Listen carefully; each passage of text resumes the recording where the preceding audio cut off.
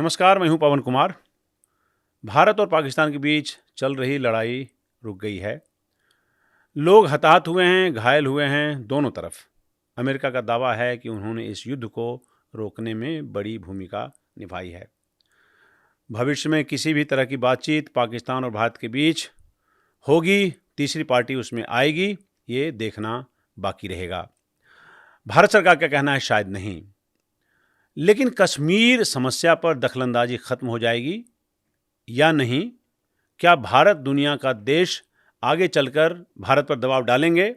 उसका भी हम जवाब जानने की आज कोशिश करेंगे। भारत ने साफ कर दिया है कि इस मामले में किसी थर्ड पार्टी के हस्तक्षेप की कोई गुंजाइश नहीं है। दोबारा भारत सरकार कल प्रेस कॉन्फ्रेंस करके भारत की तरफ से इस पर सफाई पेश की गई। आगे हालात कैसे रहेंगे? हमारे साथ आज इस विषय पर बात करने के लिए मशहूर पत्रकार कमर आगा साहब हैं। देश और विदेश की घटनाओं पर बेहद पैनी निगाह रखते हैं।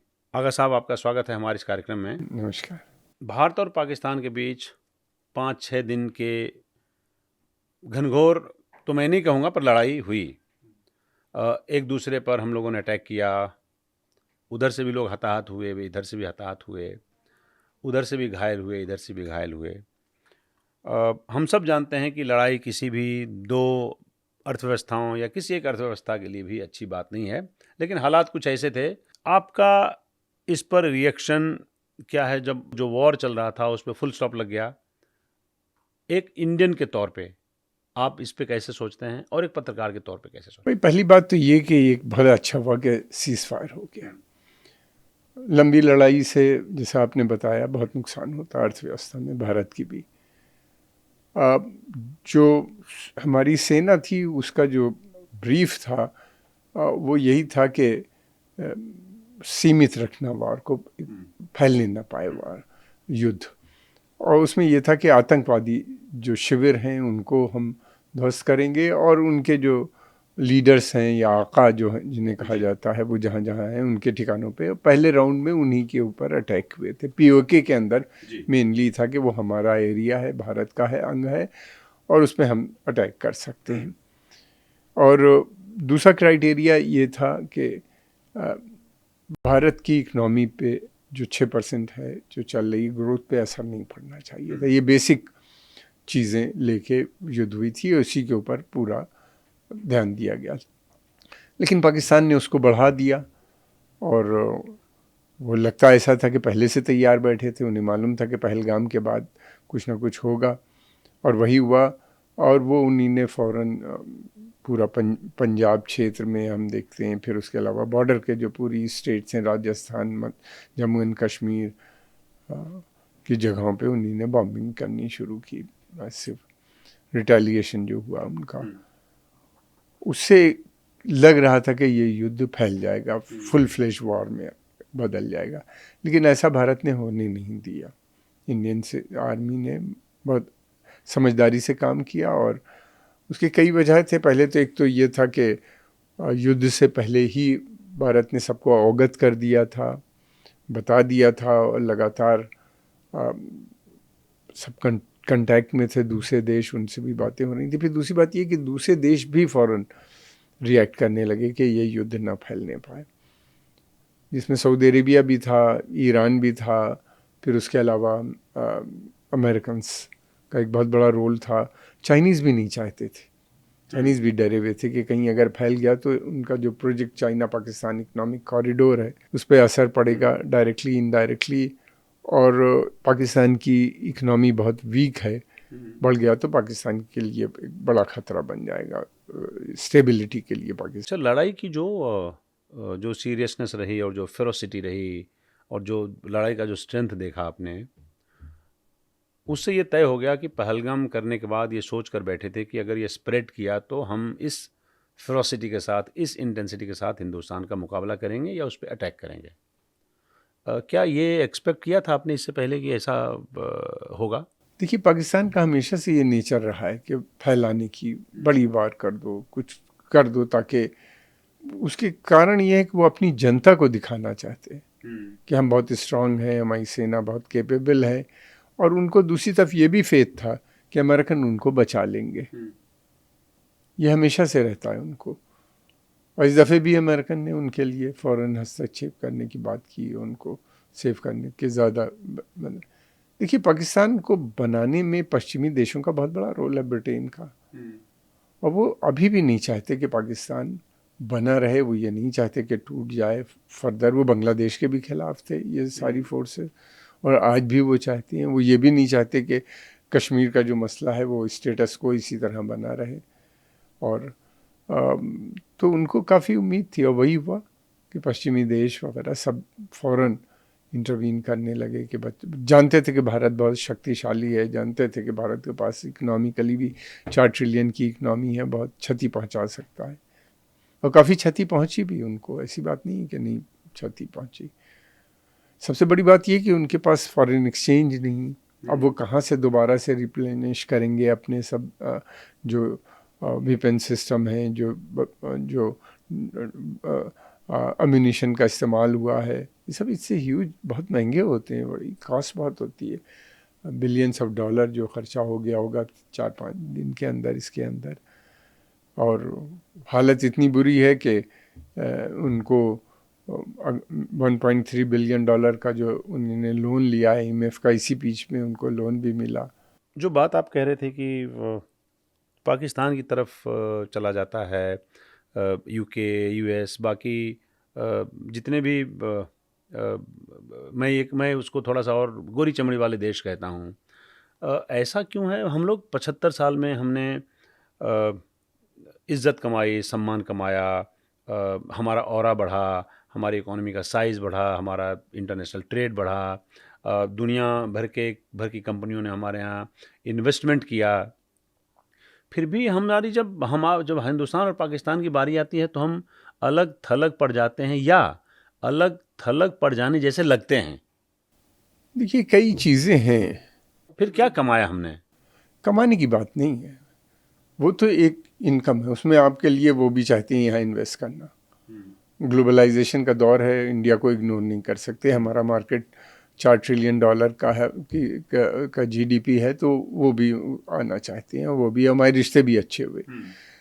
हमारी फॉरेन पॉलिसी जो है या डोमेस्टिक पॉलिसी जो है, इसमें काफ़ी ऑटोनॉमी है। हम किसी के देश के साथ पूरी तरीके से जोड़ के नहीं रहते।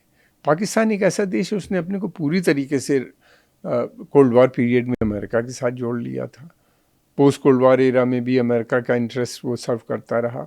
फिर चाइना का भी उसने देखा कि चाइना का राइज हो रहा है, चाइना के साथ भी वो जुड़ा, चाइना और अमेरिका दोनों के इंटरेस्ट को सर्व किया, और वो एक क्लाइंट स्टेट की तरह काम करता है। भारत वो नहीं, हमारी अपनी एस्पिरेशन है, हमारा अपनी एस्पिरेशन, आइडेंटिटी है। फिर दूसरी बात ये कि हम ये चाहते हैं कि हम सेल्फ रिलायंस की हम बात करते हैं, आत्मनिर्भरता की बात करते हैं।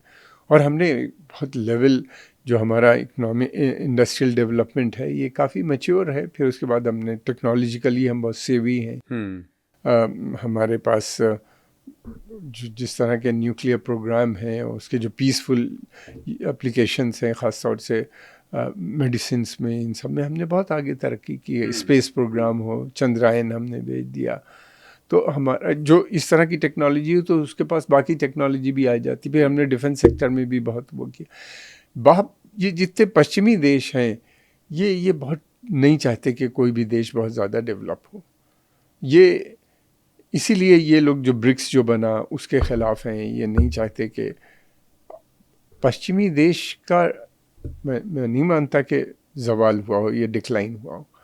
प्रॉब्लम उनके सामने ये है कि जो ग्लोबल साउथ के देश हैं, ये बहुत तरक्की कर गए हैं। जैसे इंडिया है, ब्राज़ील है, साउथ अफ्रीका है, जापान है, कोरिया है, इस तरह के बहुत से देश हैं।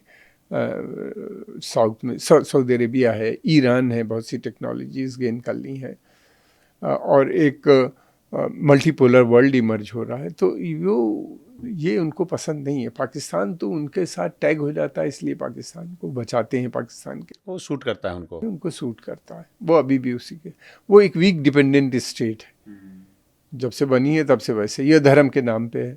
अच्छा, लड़ाई जब फुल ब्लोन नहीं कहिए, आगा साहब इसको सेमी ब्लोन ही कहते हैं, लड़ाई जब चल रही हो, जब देश के नागरिक सरकार के पीछे खड़े हों, देश की पार्टियां सरकार के पीछे खड़े हों, सडनली आप दूसरे देश का राष्ट्रपति अनाउंस करता है कि साहब ऐसा है कि हमने तो बीच बचाव कर दिया। तीनों चीज़ों के लिए पूरी दुनिया में इसका क्या मैसेज गया, इस देश की जनता के लिए क्या मैसेज गया, और जो जो सेनाएं हैं, जिनके लोग सुबह शाम लगे हुए हैं बॉर्डर पे, उनके लिए क्या मैसेज गया होगा। इसमें से कुछ ऐसा वर्ग है जो ठगा हुआ भी महसूस कर सकता है। देखिए, ये असल में ट्रम्प साहब का एक स्टाइल ऑफ फंक्शनिंग है। वो हर जगह इसी तरह की बातें करते हैं, इसी तरह की चीज़ें करते हैं। अमेरिका फर्स्ट वो दिखाना चाहते हैं। उन अमेरिका पाकिस्तान के ऊपर प्रेशर डाल रहा था लगातार कि युद्ध फैलने ना पाए। उनको दिख रहा था कि पाकिस्तान के हालात बहुत बुरे हैं। और लेकिन एक चीज़ थी, इंडिया ने ये साफ कह दिया था कि जब तक हमारी बातचीत नहीं होगी हम नहीं मानेंगे कोई चीज़।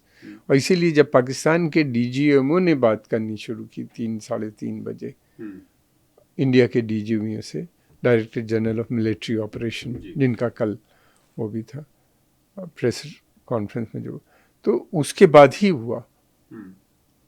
भले उन्होंने क्या किया, अमेरिका ने वहाँ पे प्रेशर डाला सब कुछ, लेकिन एक्चुअल जब डायरेक्ट बातचीत हो गई, हिंदुस्तान एक चीज़ पे ध्यान देता है, वो थर्ड पार्टी मीडिएशन में विश्वास नहीं करता। हम लोग नहीं इन्वॉल्व। हालांकि अमेरिका हमेशा से कोशिश रही कि किसी सूरत से वो कभी ना कभी बहाना देख देख के अपना इन्वॉल्वमेंट ढूंढने की कोशिश करते हैं।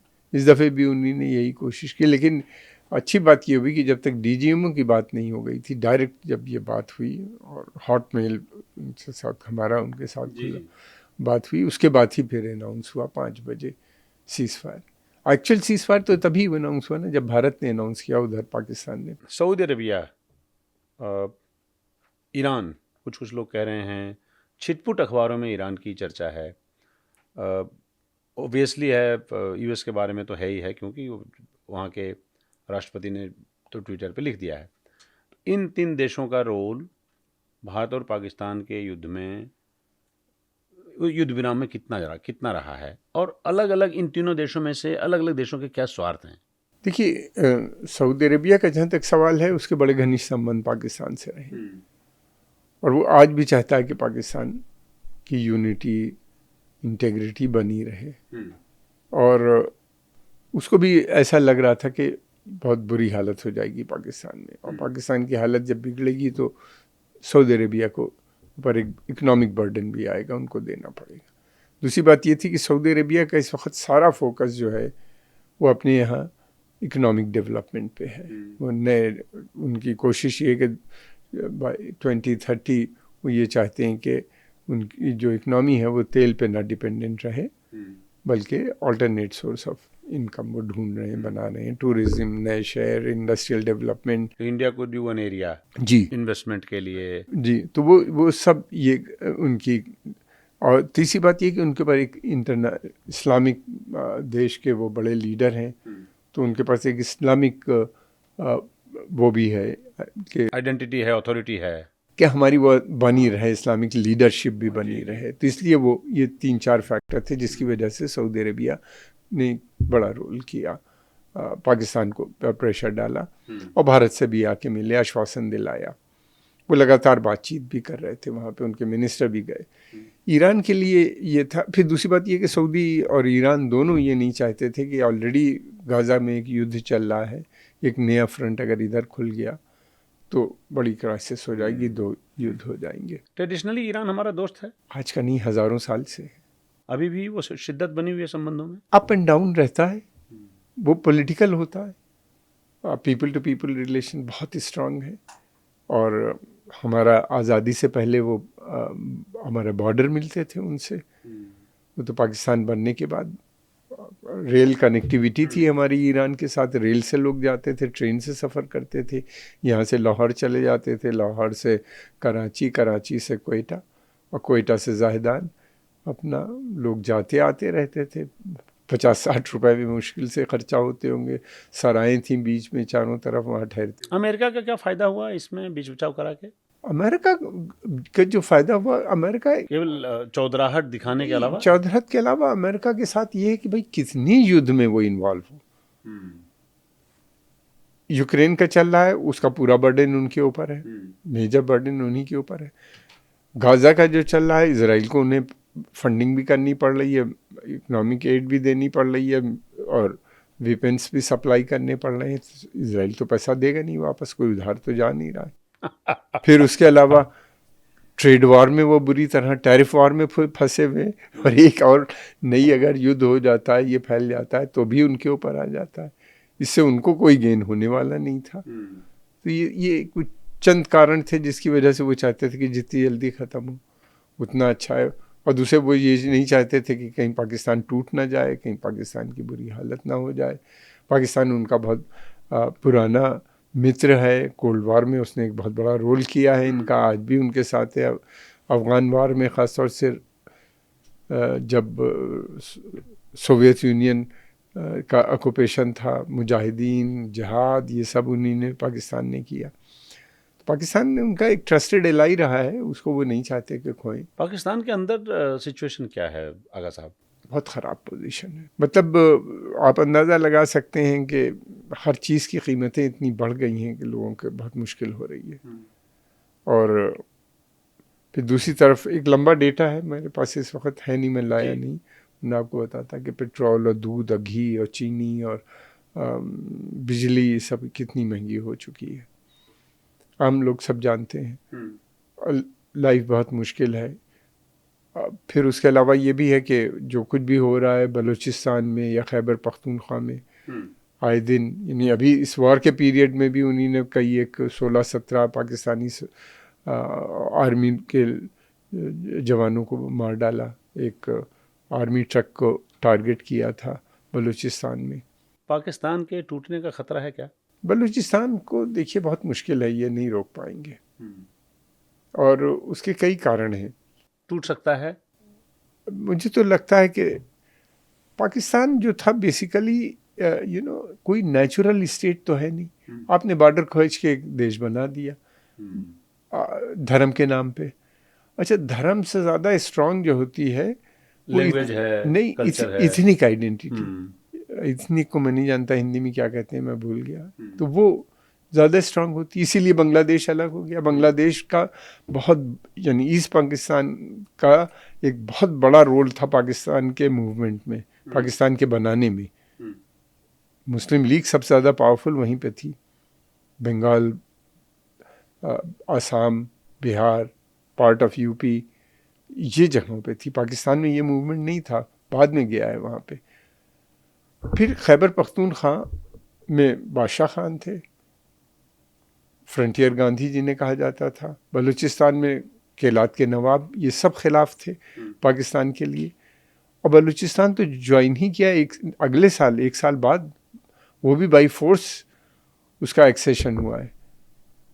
एंड वो लोग नहीं, वो दोनों, ये दोनों प्रांत, सिंध भी नहीं चाहता था कि पाकिस्तान का प्रांत पार्ट बने।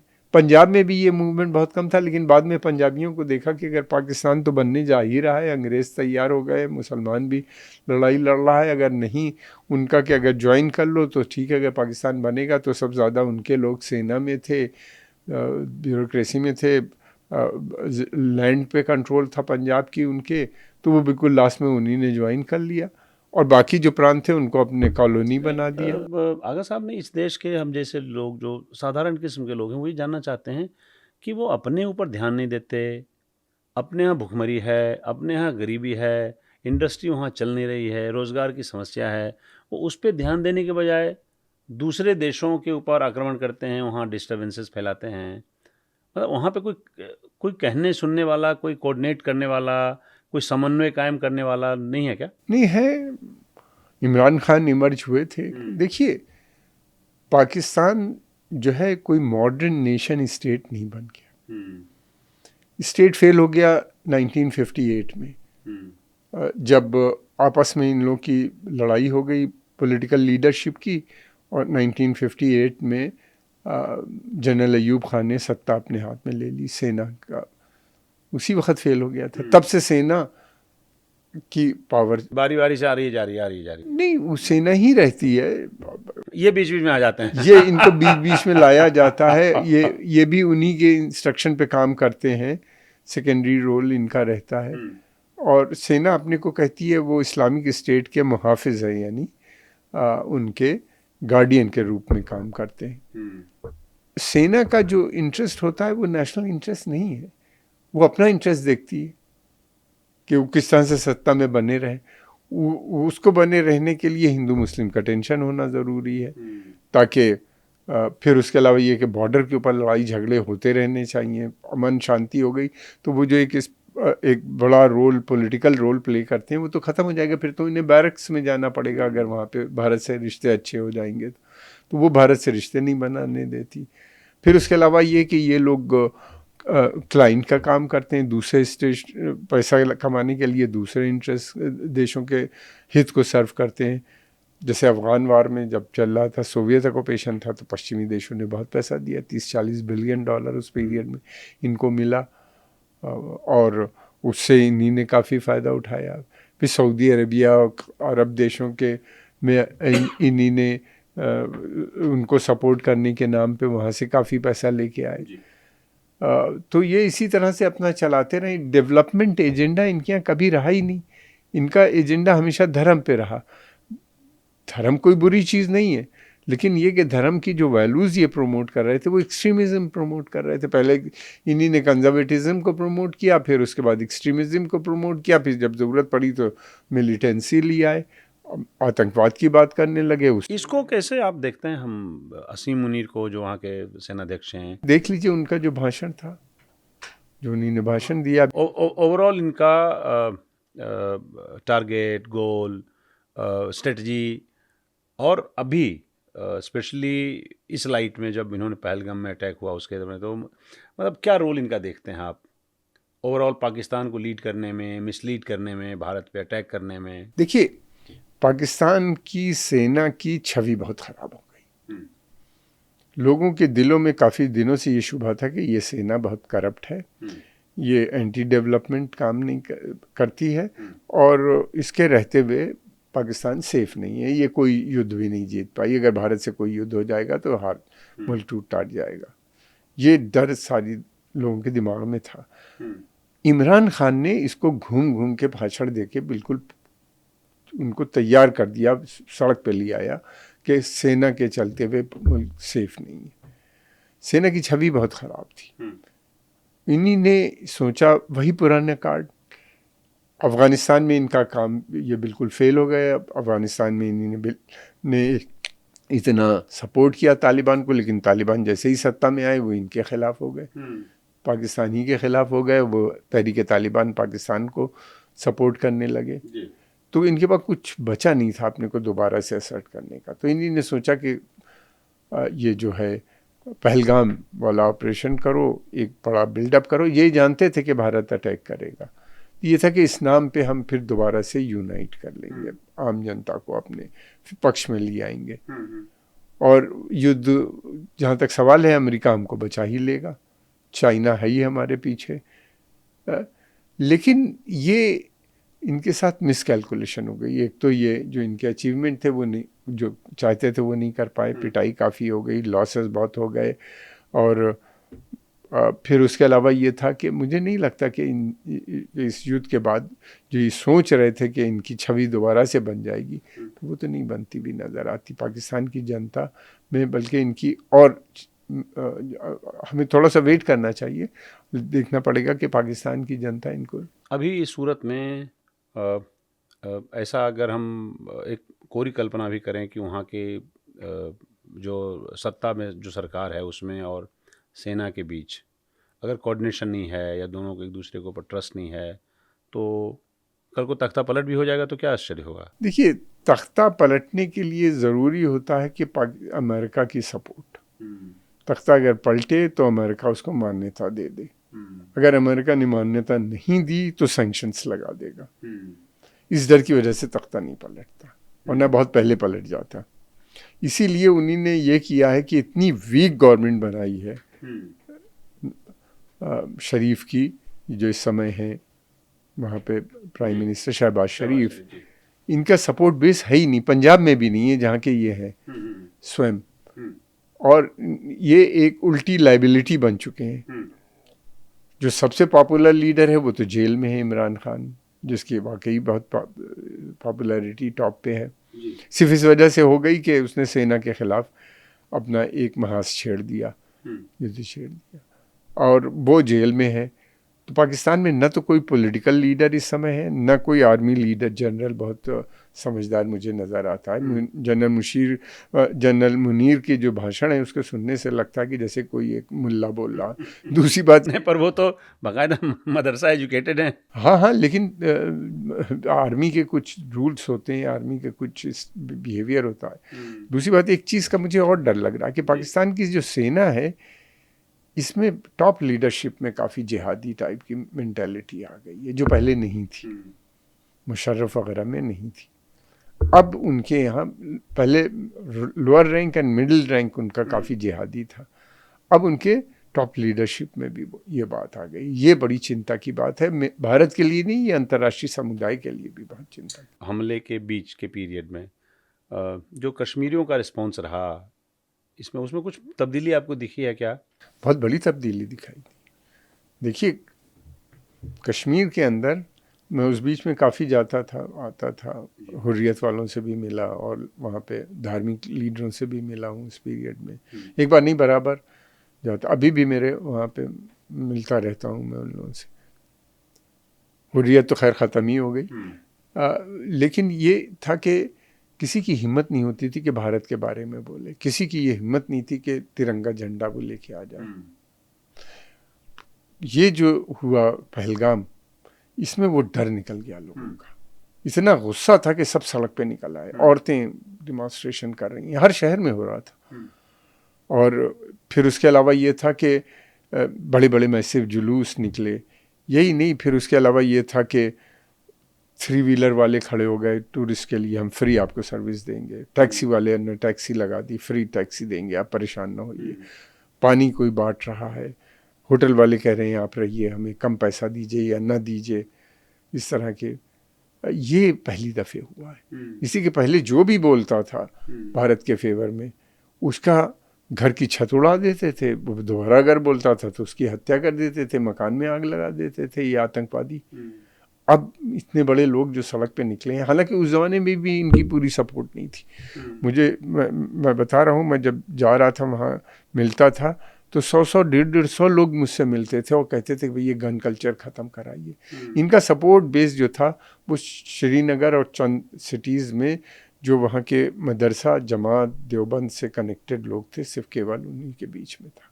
तो इसमें जमात इस्लामी का क्या रोल है? इसमें तो कुछ नज़र नहीं आता। इस तरह की जमात इस्लामी की कश्मीर के ओवरऑल माहौल में जो माहौल बिगाड़ा है, जो माहौल वहाँ पे बिगड़ा, उसमें जमात इस्लामी का बहुत बड़ा रोल है, बहुत बड़ा रोल है। इन्हीं लोगों ने तो बिगाड़ा है सबसे बड़ा। जमात के वहाँ पे कोई सपोर्ट बेस ही नहीं था। बाद में हमने देखा जब भुट्टो साहब को फांसी दी गई, जुल्फ़िकार अली भुट्टो को, तो उसके बाद जमात इस्लामी के जो लीडरान थे, इनके घरों में आग लगा दी थी कश्मीरियों ने। अब उसके बाद देखिए ये बिल्कुल उल्टा हो गया, उसका जमात का इतना बड़ा रोल हो गया। ये जिहाद का जो मूवमेंट चला और ये सब का विषय है जी, जमात का वहाँ पे स्ट्रांग रहना या प्रिवेल करना। लेकिन अब ये जो विषय है, ये जो एक्सपोजर हुआ 370 जो चला गया वहाँ पे आर्टिकल, और फिर उसके बाद कश्मीरी जनता को लगा हुर्रियत जिस तरीके से कमज़ोर हुई एकदम से उसके जाने के बाद, तो उनको लगा कि भाई हमें तो बहुत बेवकूफ़ बनाया जमात ने। और जमात का इन्फ्लुएंस अब इस वक्त बहुत कम है। इस वक्त एक सेक्शन है जो अभी भी पाकिस्तान की तरफ देखता, मैं ये नहीं कह रहा हूँ, एक सेक्शन ऐसा है जो था पहले लेकिन अब स्टैग्नेशन में है, बेबस हो गया, उसको ये रियलाइज़ हो गया है कि हम फेल हो गए और फ़िलहाल बिल्कुल खामोश है वो। और लेकिन ये है कि आतंकवादी अभी भी आ रहे हैं, पाकिस्तान से भी आ रहे हैं, ये रिक्रूट भी कर रहे हैं, कर लेते हैं, कोशिश करते रहते हैं, लेकिन कम हो गया है। 370 का कोई फ़ायदा हुआ आगा साहब हटाने का? 370 से ये दोनों तरीके से, एक तो इमोशनली भी बात करिएगा और इवन अदरवाइज भी। 370 काफ़ी डाइल्यूट हो चुका था पहले ही। और फिर दूसरी बात ये था कि उनको जिस वक्त 370 हटाया है उस वक्त कश्मीर की बहुत बुरी हालत थी, हर तरह से वो पिट गए थे, इतनी लंबी लंबी स्ट्राइक्स, वहाँ के ऊपर ये टूरिस्ट जाना बंद कर दिया था, पर्यटन था ही नहीं, पर्यटन के ऊपर वो काफ़ी डिपेंडेंट है। फिर उसके बाद कश्मीर जो था में सारी उनकी इकनॉमी डिस्टर्ब हो गई थी, तो उनको ये हुआ कि भाई 370 गया, ठीक, चलो जाने दो, कम से कम अब अमन शांति आ जाएगी, यहाँ पे टूरिस्ट आएगा। वो आया भी। तो इस वक्त उनको 370 से ज़्यादा ये था कि लोग आए, चलें, वहाँ पे इकनॉमी है। देखिए कश्मीर बहुत रिच स्टेट है, उनके पास टूरिज्म इंडस्ट्री से वो बिलियंस ऑफ डॉलर कमा सकते हैं, उनके एसेट होते हैं। फिर उसके बाद उनके पास जो शाल दुशाले और कारपेट की इंडस्ट्री, ये कई बिलियन की है, पूरी दुनिया में ये बिकते हैं। चाहे और इस वक्त पूरा मार्केट ये डोमिनेट करते हैं, क्योंकि ईरानी कारपेट आ नहीं रहा है जो इनसे अच्छे समझे जाते थे, अब ये उसी टक्कर के बनाते हैं। फिर उसके अलावा उनके पास पेपर मशी का वो कई $100 मिलियन बेच देते हैं अपने प्रोडक्ट एक्समस से पहले। उसके अलावा इनके पास पानी, मिनरल वाटर है जो बहुत बेचा जा सकता है। सबसे अच्छी ज़ाफ़रान वहाँ होती है दुनिया की। फिर इस तरह के बहुत फूड उनका बहुत अच्छा है जो बेच नहीं पा रहे। इस आतंकवाद ने उनको बिल्कुल बर्बाद कर दिया। भी भारत से उनको काफ़ी सपोर्ट मिलती थी, ये सब सब्सिडीज़ वगैरह उनके पास बहुत थी, वो भी सब ख़त्म होती चली गई। पाकिस्तान का रवैया, बहुत मारामारी हुई, लोग मारे गए, छीछल इधर हुआ, इंटरनेशनल लेवल पे बीच बचाव किया गया। पाकिस्तान का रवैया अब भी ऐसा ही रहेगा? आपका अनुभव क्या कहता है, ऐसा ही रहेगा? जैसे हो ना कि आप कुत्ते की पूंछ को कितना भी सीधा करें, तो क्या पाकिस्तान का रवैया सेम रहेगा? अगर सेम ही रहेगा तो फिर हमारे बीच युद्ध विराम का क्या मतलब रह जाता है? पहले कि पाकिस्तान का रवैया सेम रहेगा या बदलेगा? हमसे कोई मतलब नहीं, तुम अपना काम करो, हम अपना काम करें। पाकिस्तान का रवैया बदलने के मतलब ये है कि पाकिस्तान की सेना को बैरक्स में जाना पड़ेगा, फिर पॉलिटिकल लीडरशिप को सामने आना पड़ेगा, और पाकिस्तान चल नहीं सकता बगैर सेना के। बना इस्लाम के नाम पे है, लेकिन वहाँ के ऊपर इथनिक मूवमेंट्स जो हैं वो बहुत ही स्ट्रॉन्ग है, और ये एक उनके लिए एक बड़ा मसला है।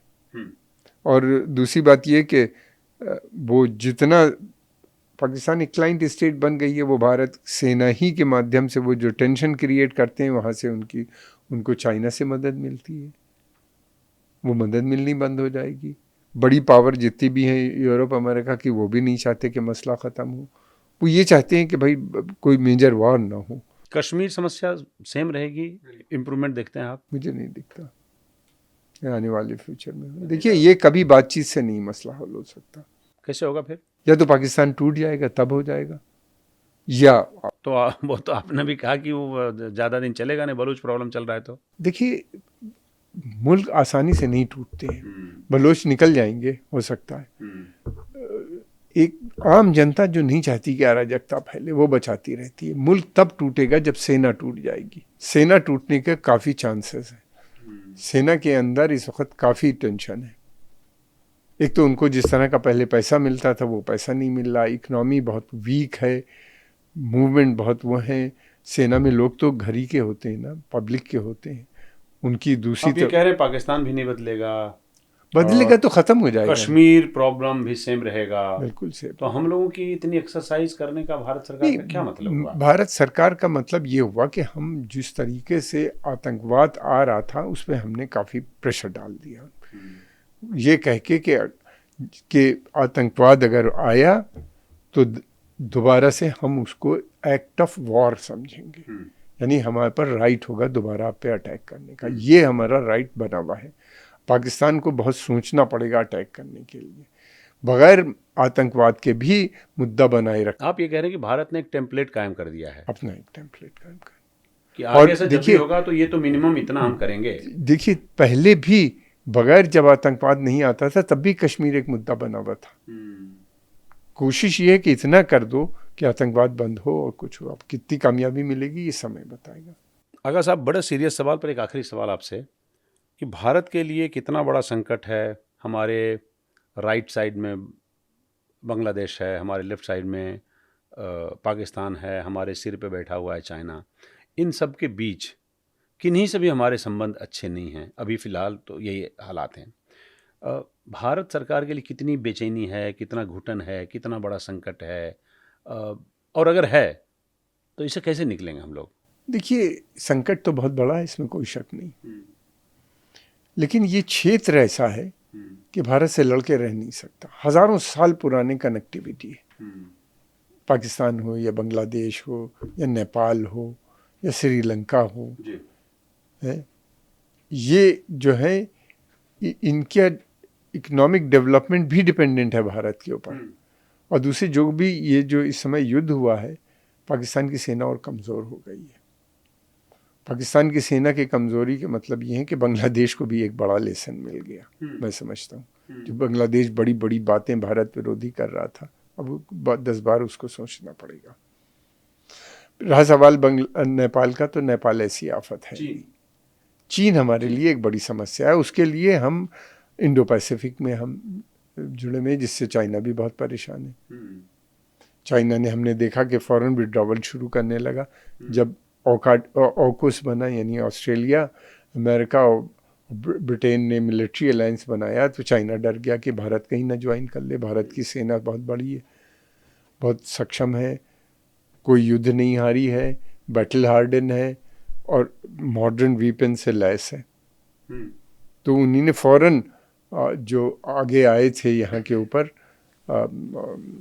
लद्दाख क्षेत्र में पीछे जाने की बात शुरू कर दी और कुछ विड्रॉवल भी किया और नेगोशिएशन हमारी उनके साथ चल रही है, ट्रेड पे भी बात करने लगे। हमारी भारत की शुरू से ये अप्रोच रही है कि चाइना से कोई मेजर, चाइना या किसी से भी लड़ाई नहीं होनी चाहिए, ताकि फोकस रहे इकोनॉमिक एजेंडे पे। जो हमारी लड़ाई थी वो हमने सेटल कर ली थी पाकिस्तान में 71 में, फिर उसके बाद ये था कि उसको बंद, अब ये था कि इकोनॉमिक डेवलपमेंट करना है और वो एजेंडा हमारा डिविएट नहीं होना चाहिए। इसलिए युद्ध नहीं करो, लेकिन बातचीत करते रहो, प्रेशर बनाए रहो, सेना को तैयार रखो। अगर उधर से कभी होता है तो हम तैयार रहें। हम पाकिस्तान पे यकीन नहीं कर सकते, न पाकिस्तान न चाइना, किसी पे यकीन नहीं किया जा सकता आपको। तो आप अपनी सेना को तैयार रखो, युद्ध ना होने दो, कोई बड़ा एंगेजमेंट मत करो। इकोनॉमी डेवलपमेंट जो आपका एजेंडा है, डेवलपमेंट एजेंडे पे अपने को कंसंट्रेट करो। 4 ट्रिलियन की इकोनॉमी है, उसको 5 साल के अंदर डबल करने की कोशिश करो। आगा साहब बहुत बहुत शुक्रिया, बड़ी अच्छी बात की आपने। धन्यवाद।